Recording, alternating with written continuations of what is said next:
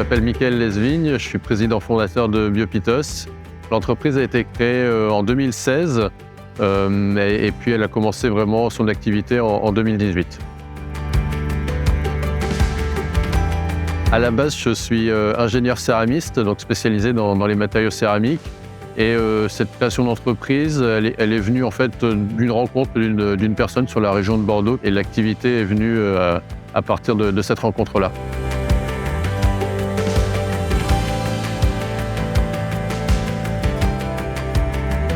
L'intérêt principal du produit, il réside dans deux caractéristiques. C'est la neutralité gustative, contrairement par exemple au fût de chêne qui va apporter des tanins, un profil aromatique au vin. Là, on va être sur des vins beaucoup plus frais, beaucoup plus fruités. Et le deuxième intérêt, c'est la porosité du produit qui permet une oxygénation du vin dans le temps pour libérer l'ensemble de ses arômes.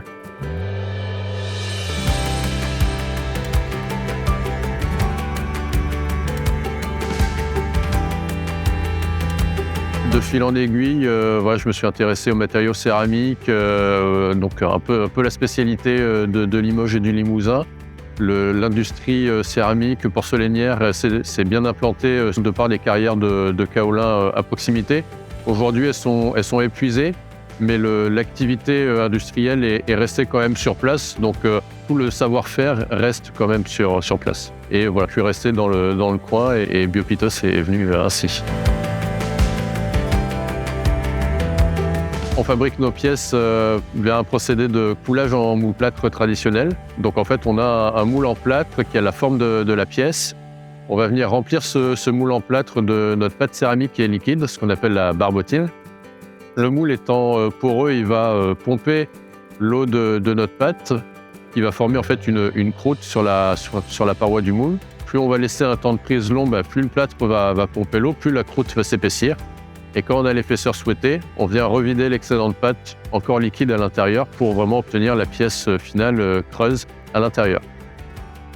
Une fois que cette étape-là est faite, on va démouler petit à petit la pièce, la sortir du moule pour la voir finalement apparaître. On va avoir des étapes de finition, donc de ponçage pour vraiment obtenir une pièce la plus propre et la plus parfaite possible. Pendant toutes ces étapes-là, la pièce elle a déjà commencé à sécher. On va finir le séchage dans notre séchoir, de façon à vraiment éliminer toute l'eau résiduelle dans la pièce. Et puis on va finir par l'étape de cuisson, 48 heures de froid à froid à environ 1300 degrés.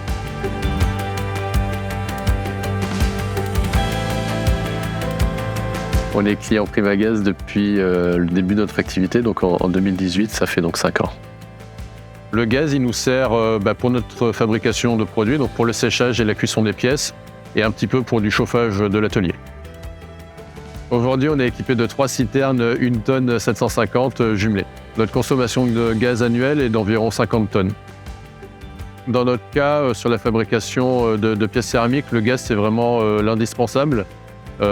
L'électricité, c'est possible, mais c'est techniquement compliqué à mettre en place, notamment sur des très grandes dimensions, comme c'est notre cas. Donc le gaz, pour nous, c'était l'essentiel.